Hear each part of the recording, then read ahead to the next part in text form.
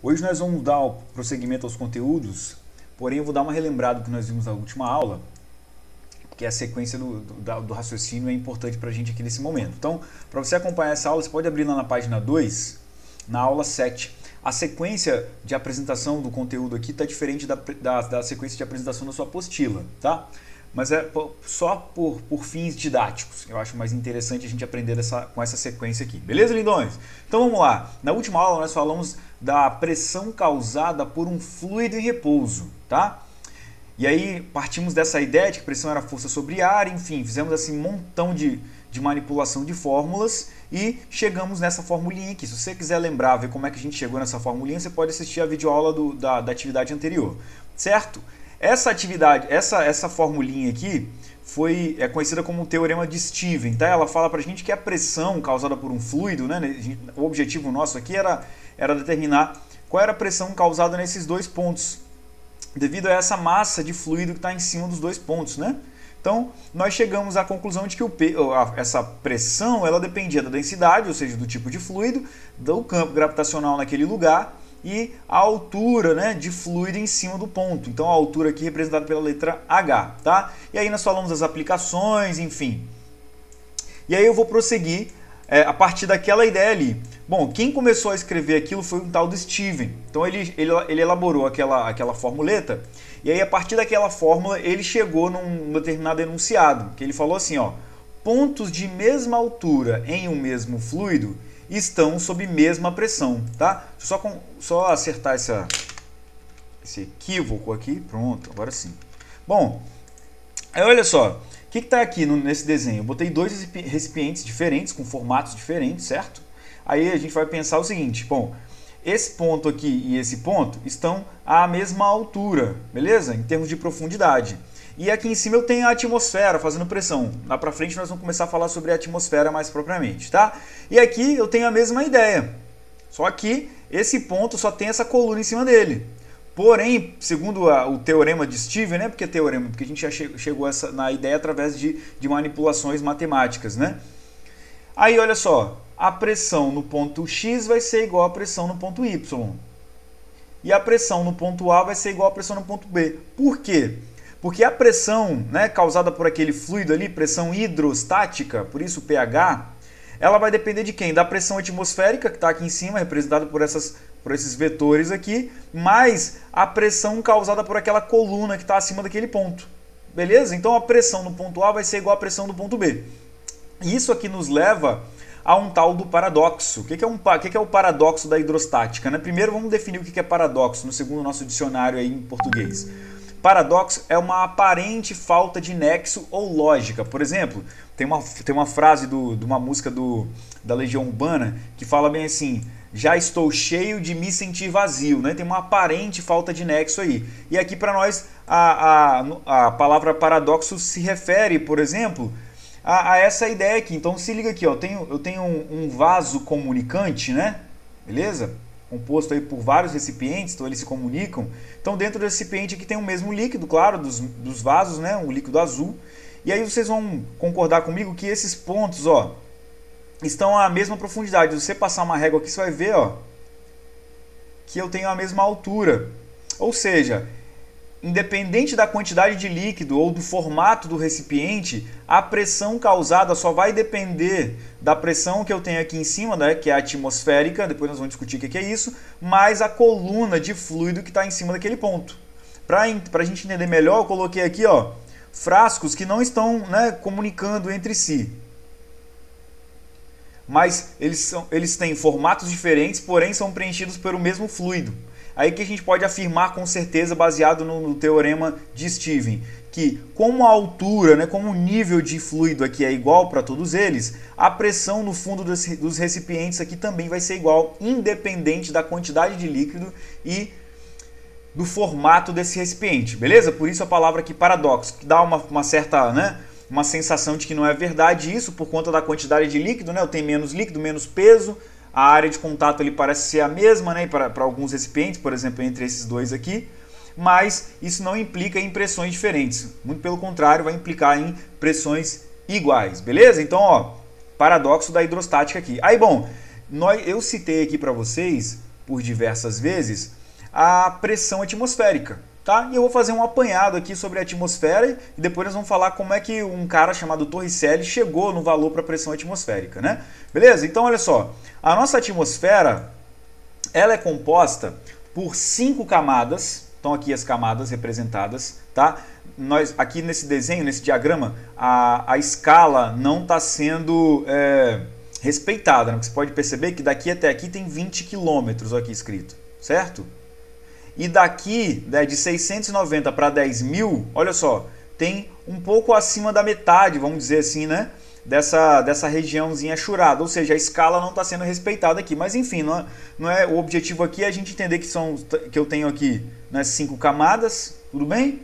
Aí olha só, aurora boreal, satélite já fica lá na exosfera, na mesosfera nós vamos ter um pouco aí de chuva de meteoritos, enfim, estratosfera onde são lançados balões meteorológicos, né, para poder fazer as previsões do clima, e na troposfera, onde a gente vai conseguir ali fazer nossas viagens comerciais, belezinha? Esse outro gráfico aqui da esquerda ele é um pouco diferente, esse diagrama aqui. Essa linha aqui é que mais me interessa, né, para discutir com vocês agora nesse momento. Olha só, o que essa curva aqui está nos mostrando? A temperatura, de acordo com que a gente vai subindo na atmosfera. Olha só, então eu tenho uma certa temperatura maior que zero, tá vendo aqui, ó, na parte, né, no solo.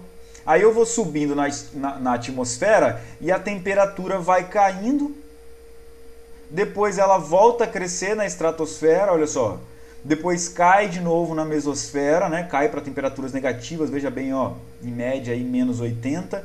E depois que eu passo aí de uma determinada altitude, a temperatura vai crescendo outra vez, olha só, até o ponto dela passar, né, da temperatura inicial na superfície terrestre. Tudo bem? Bom, vamos continuar falando aqui então de algumas outras características. Esse dado aqui para mim é um dos mais interessantes. Olha só, 99,99% dos gases estão abaixo dos 100 km de altitude. Lembrando que a camada atmosférica tem 10.000 km. Ou seja, o ar é rarefeito acima dos 100 km. Eu não tenho quase aí, comparado com essa camada, né, mais perto da superfície terrestre, eu não vou ter praticamente, né, presença de gás aí. A presença de gás vai ser bem pequena.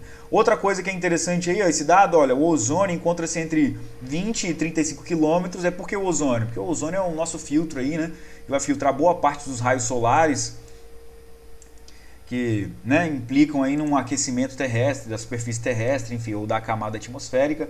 E para finalizar, ó, ela é composta por 1% de argônio, 78% de nitrogênio e 20% de oxigênio, né?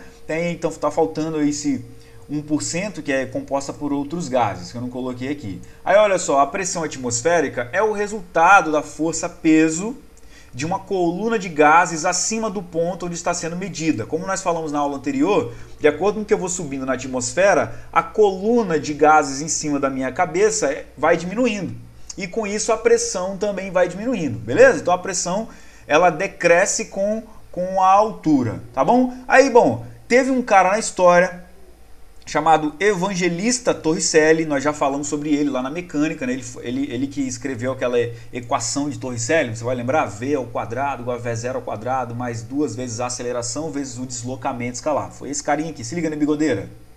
Brabo, hein? Então o Evangelista Torricelli aí, ó, viveu aí em 1608, 1647, século 17, morreu cedo, 39 anos, era um italiano, físico e matemático, fez várias contribuições, tá? Então, ele fez esse experimento aqui. O que o Torricelli fez? Ele encheu um frasco com mercúrio, tá aqui a densidade do mercúrio. O mercúrio tem a propriedade de ser líquido, né, a temperatura ambiente, e ter propriedades metálicas, né? Tem alta densidade, tá vendo aqui como é que ele é pesado, né? Tá? Então, o Torricelli fez experimento com mercúrio. Então, ele encheu esse frasco aqui com mercúrio, tampou a ponta do frasco e emborcou. Emborcar é tampar a ponta do frasco e colocar ele aqui dentro com a ponta tampada, depois você solta a ponta. Quando ele soltou a ponta, ele viu que a coluna de mercúrio caía e ficava estagnada numa determinada altura. Se ele repetisse isso 1000 vezes, acontecia de ficar sempre à mesma altura, certo? Aí olha aqui do lado o que eu coloquei para vocês. Uma representação melhor do que aconteceu. Torricelli mediu essa altura e ele viu que estava marcando aí 76 centímetros. Isso ele estava ao nível do mar. Quando ele subia, né, para outras cidades com altitudes em relação ao nível do mar, ele via que essa coluna de mercúrio diminuía. Então, quando ele fazia experimento lá em grandes altitudes, a coluna era menor.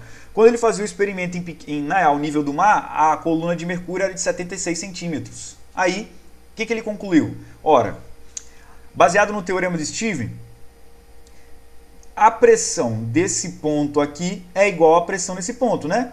Pontos de mesma altura em um mesmo fluido. Esse ponto aqui faz parte da fronteira, ou seja, ele faz parte do mercúrio também.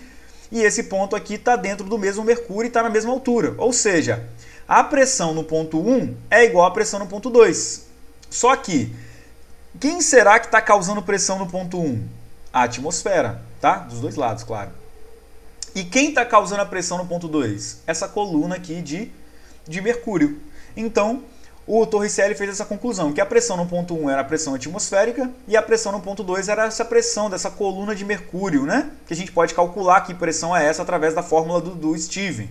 Aí a primeira conclusão que o Torricelli chegou foi essa daqui, ó, que a pressão atmosférica é igual a uma coluna de mercúrio de 76 centímetros. Tá bom? Então você vai ver na química, por exemplo, falando que a pressão atmosférica é igual a uma coluna de mercúrio de 76 centímetros de Hg. Beleza? Agora, olha a segunda conclusão que ele chegou. Se liga aqui. Conclusão 2. Como P1 era igual à pressão atmosférica e P2 era igual à pressão da coluna de mercúrio, que a gente pode calcular com a densidade, a gravidade e a altura, olha só o que o Torricelli fez. Ele igualou os dois valores, pela lei de Stevens, né, pelo teorema de Stevens. Aí ele fez o seguinte, a pressão atmosférica então é igual àquela pressão daquela coluna de mercúrio. Ele colocou os valores aqui, ó, densidade do mercúrio, tá? Tá faltando aqui um vezes 10 elevado ao cubo, perdão, que a densidade do mercúrio tem que estar em quilograma por metro cúbico, tá? Então, 13,6 vezes o valor da gravidade, vezes a altura de 76 centímetros, passei para metro, vezes o 1000 aqui para passar para quilograma, né? Por metro cúbico. Fazendo toda essa conta, nós vamos chegar que a pressão atmosférica, né, é igual a 1, ou aproximadamente igual a 1 vezes 10 a quinta Newton por metro quadrado. Ou 1 vezes 10 a quinta Pascal, porque Pascal é a mesma coisa que Newton por metro quadrado. Tá? Então ele foi a primeira pessoa a chegar a um valor da pressão atmosférica no sistema internacional. Então, sempre quando nós vamos precisar de usar esse dado em algum momento, pressão atmosférica vai ser 1,0 vezes 10 elevado a quinta, tá? E a terceira conclusão é que se a gente repetir essa conta aqui, sabendo já o valor da pressão atmosférica, porém fazendo essa conta com a água, botando aqui a densidade da água que é 1000, a gente descobre que a altura de coluna de água para fazer a pressão de uma atmosfera é uma altura de 10 metros. Por isso que a cada 10 metros de profundidade, a pressão aumenta em 1 atmosfera. Então, eu estou na superfície da água, a pressão é 1 atmosfera. Eu desço 10 metros de profundidade, a pressão agora é 1 da atmosfera mais 1 atm referente a essa coluna de 10 metros. Ou seja, a cada 10 metros de profundidade, a água doce, eu tenho aí um aumento de 1 atmosfera. Aí a gente aproxima esse valor para a água salgada também, mas a gente sabe que por conta do sal, a densidade da água é maior, então a pressão é um pouco maior. Beleza? Mas aí você tem que gravar esse dado aí. Tranquilão, lindões? Bom, era isso que a gente vai ver na aula de hoje. Vocês podem pegar os exercícios que eu separei para vocês trabalharem os conteúdos e a gente se vê na aula de segunda-feira para tirar as dúvidas. Tamo juntão, aquele abraço!